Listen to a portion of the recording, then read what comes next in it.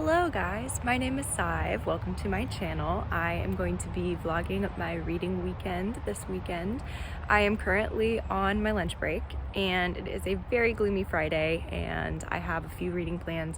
My current read right now is an audiobook called Dear Justice by Nick Stone, which is a contemporary YA. I read Dear Martin, which is like the first book in this series or companion like duology thing, earlier this month and really enjoyed it, so I decided I would pick up Dear Justice. Like I said, I'm starting this vlog on my lunch break and I am going to start my physical read. I have two off of my physical TBR that I need to read this month and I brought both of them with me and I don't know which one I'm going to start, so I will give you a reading update probably when I get home and I will officially start my weekend.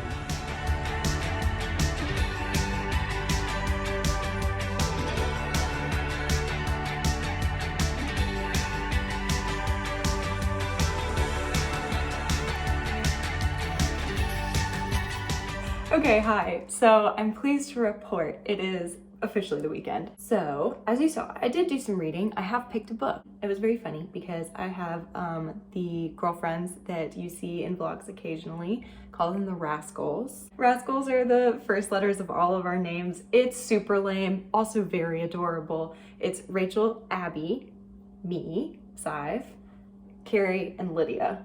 It's not officially actually how you spell the word rascal, but it's like, it's cute, whatever. So I texted them and was like, please decide my read. I'm being indecisive between The Lost Queen and The Martian, which is my TBR vet. I mean, this one's been on here for like a while too, like a year. This one's probably been like close to 3 years now. Landslide. So I started The Lost Queen. We follow Langoreth, and she is basically a princess, and we start with her very young. She's a twin brother named, and they've got all the pronunciations even, and I'm still blanking. Lilokin. We've got a gorgeous map, so I was delving in, I was flipping back and forth. I was like, okay, we're getting set up in a new fantasy world, okay? So there's politics and kingdoms, okay, and which character lives in what spot. So I love that. I had a great time on my lunch break just getting into this book. This is gonna be what I will read this weekend. I will just say, like, off the get-go, I am not blown away by like the characters of the world just yet, but like I had such a good time with like the vibe. It's like set in old, like it's not even England yet. It's not established country yet. It's just like Scottish land and Welsh land. There's a lot of talk about like destiny, ancestors. It's just very vibey. It's just a tale, it's folklore. It feels like Brave, except way more serious toned. It's like if Brave was, oh, tagline, you guys. Outlander meets Camelot. That's on the front of the book. I do have an update for you on Dear Justice, but I will get to that tomorrow because I am about to do something social. Gosh, you guys, this is actually really cool. So for those of you who do not know, I work for a construction company and I do some design work. I do some material and fixture selection, a little bit of estimating as well. We are going to, this evening, a previous client of ours who we've finished their project and they've been living in it for a while. They are hosting a Mardi Gras party and have invited us, our team.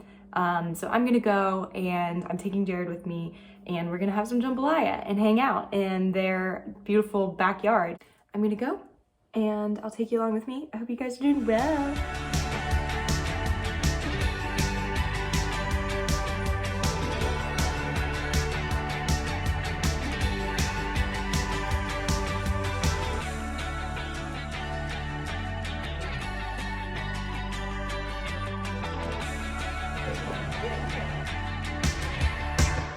Hiya, I'm back from our little evening getaway. So we're back here at the house and I'm kind of gathering all my bits and bobs because I am going to sit down to read. It's about 9 o'clock and I definitely do feel tired, but I would love to reach my page goal for today. So I'm getting my glasses, getting some water, kind of accumulating all the bits and pieces. Listen, we did get a new couch. However, that does not mean this room is fully furnished. So this is the little tour of what I've got going on.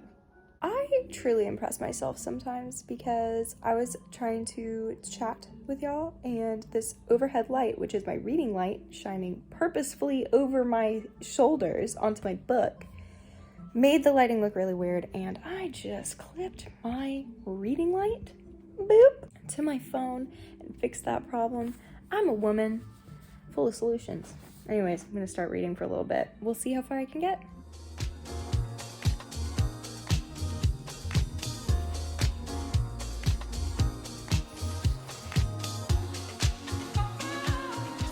Guys, I have just read to chapter 8. I am definitely really enjoying this. I'm actually going to head to bed. I did hit the page count that I wanted to hit, which is anything above 70 pages. I made it to 75. I also have been using my dragon bookmark. However, the complaint I have, as beautiful as this is, and as much as I like the tassel, unfortunately, it is too thick to like actually wedge within the pages of a book.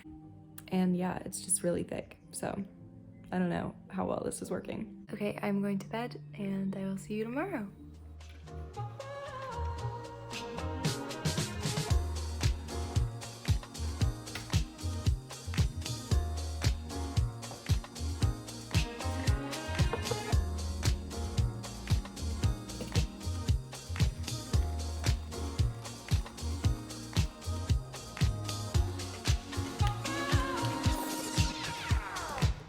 Say good morning. Good morning. I know I haven't said good morning to you yet, but I'm just updating you that I found out that Sims 4 is free. Let's see. Good morning. Yes, coffee is brewing and Sims is free. We are like kind of getting moving a little earlier today because we're gonna go to our market. It's just a bunch of vendors. It's always on Saturday mornings. Yeah, start our Saturday.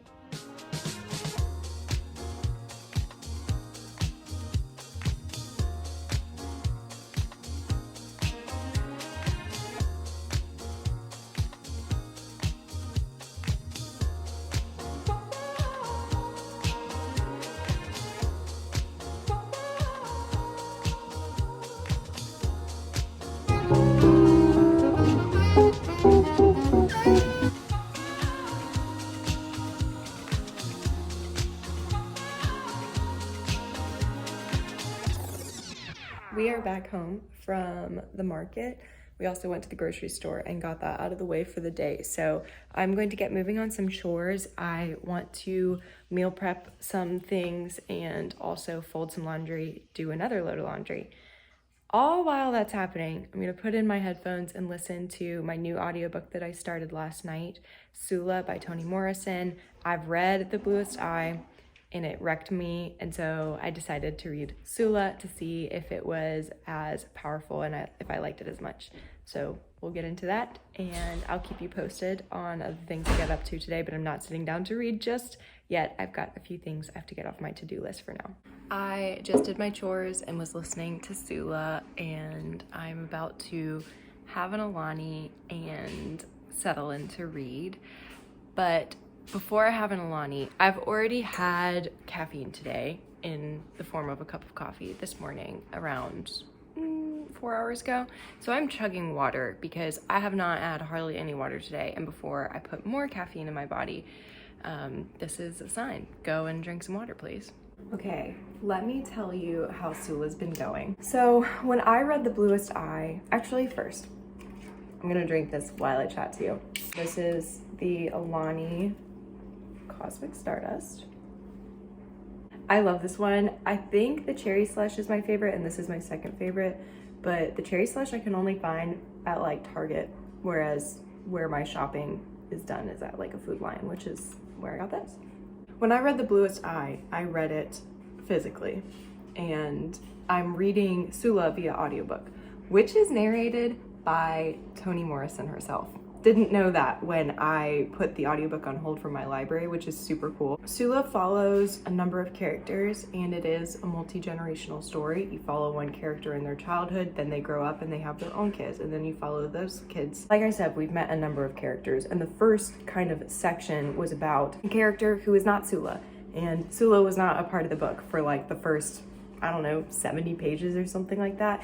And then that character, whose name is Shadrach, he's like done. And we have continued on through the story, meeting Sula's mom, Sula's like aunts, and a few other people for like a good while. And then now this character, Shadrach, is now part of the story again. So it feels very like mastermind, kind of sprawling, like I said, multi-generational, and just like a small town vibe. You're kind of following a lot of people in a small town.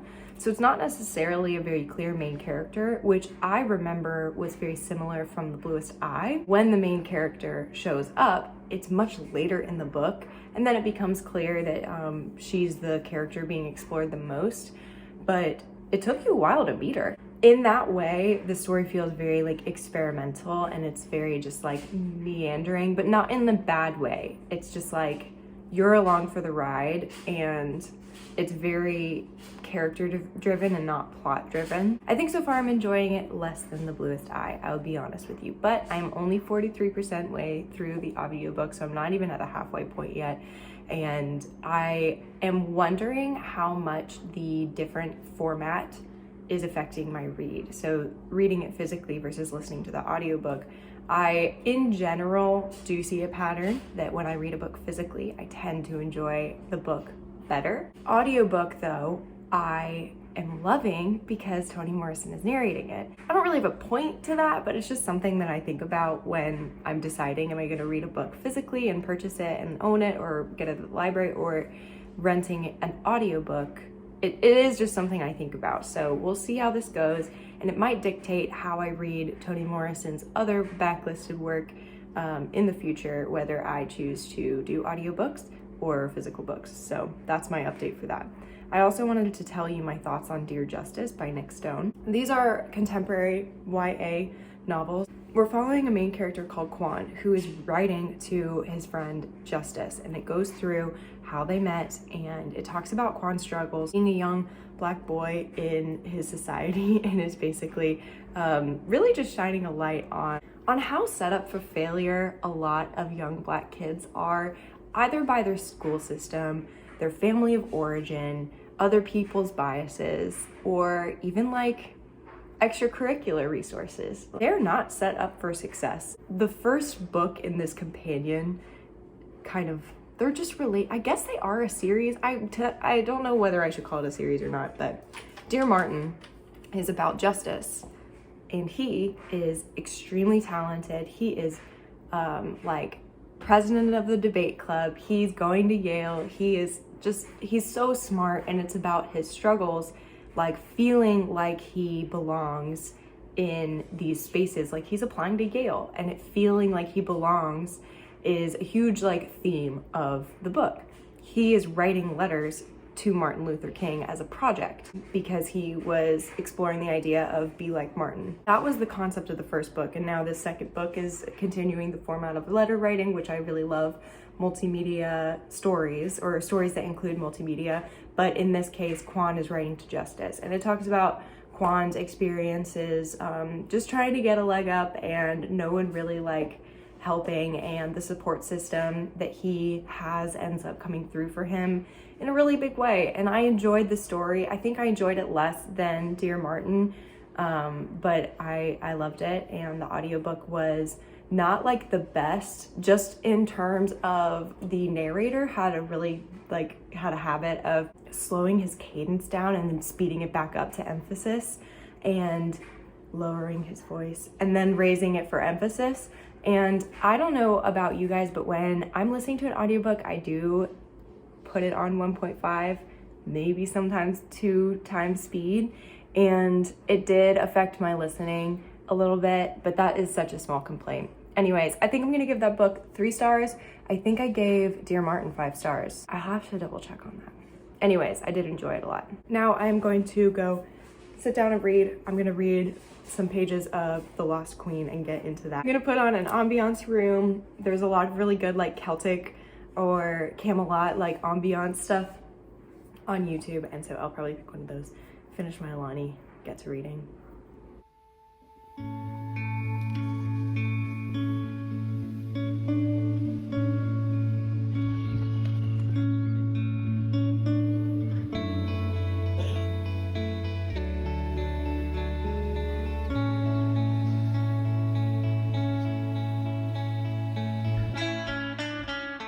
Okay, here's the deal. I kind of went MIA and didn't really vlog the rest of the day yesterday.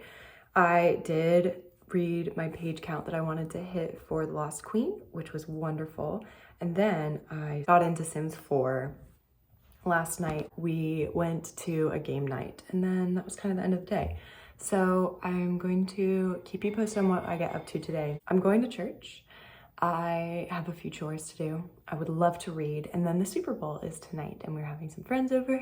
I'm gonna be cooking brownies. I'd love to play more Sims 4, I won't lie to you. So I'll keep you posted, especially on like the reading progress that I do. But for now, I'm about to iron a dress that I think I want to wear to church today that has been very wrinkly, and yeah, finishing up my coffee, getting in, just greeting the morning, you know. Alrighty, I finished putting away laundry, I made lunch, and I've cleaned up the kitchen. Now, I'm in the mood to play Sims 4, but I'm going to set a 45-minute timer and I'm gonna read. I really want to keep up with this book because I have time to read on my weekends, and anytime that I'm at work, I'm like, oh, I can't wait for the weekend when I can read. So I want to just set some time and read today. So 45-minute timer, I'm gonna do a little reading sprint. The Lost Queen is going very well. I was really enjoying everything that I was reading yesterday. There's more progression in the plot as far as the rebellion that is rising up. Our main character, Langoreth's father, is the chieftain of one of the different kingdoms, and then there is the major king, and he is underneath the major king. So there's this rebellion that's happening against that kingdom, and so there are war strategies.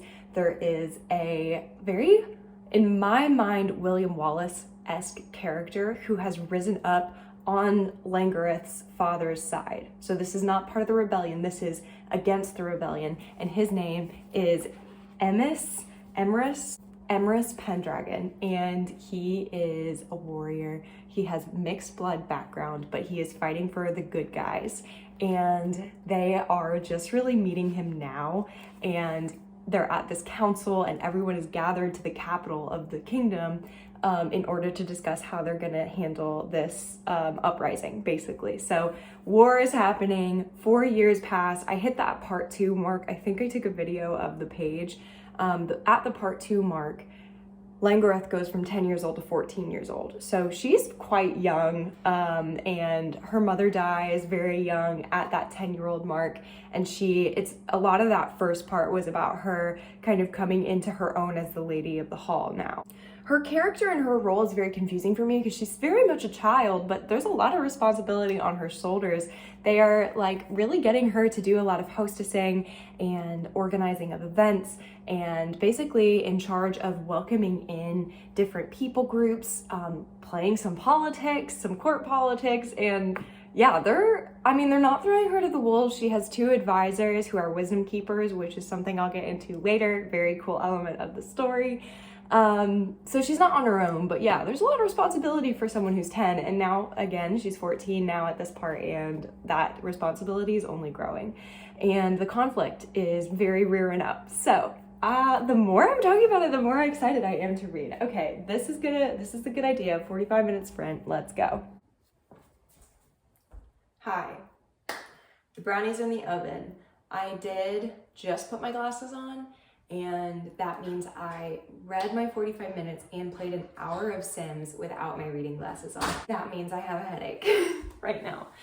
So I'm gonna try and drink some water. I'm gonna go hang out outside and see if I can remedy this headache, because the game starts in 3 hours and I do not wanna have a headache going into a 4-hour football game. Oh, he's so soft. Do you guys ever think about your animal and then realize that you really can't imagine what your life was like before you had them, and you're like, why did I ever not have this thing? Oh, he's literally perfect. I made it to chapter 21 of The Lost Queen, which is 200. Well, it's 198, but page 200 kind of ish. So I'm a little over a third of the way through. I was not in the mood necessarily to read, and so I do feel like I kind of did this book a little bit of a disservice earlier. I'm happy that I got some pages under my belt, though I haven't reached the page count that I wanted to hit.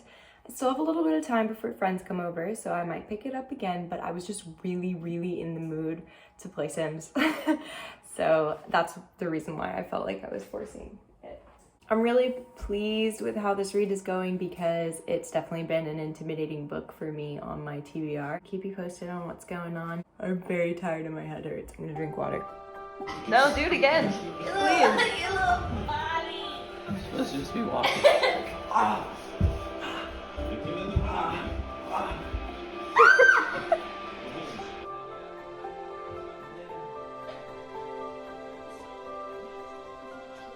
My heart's racing.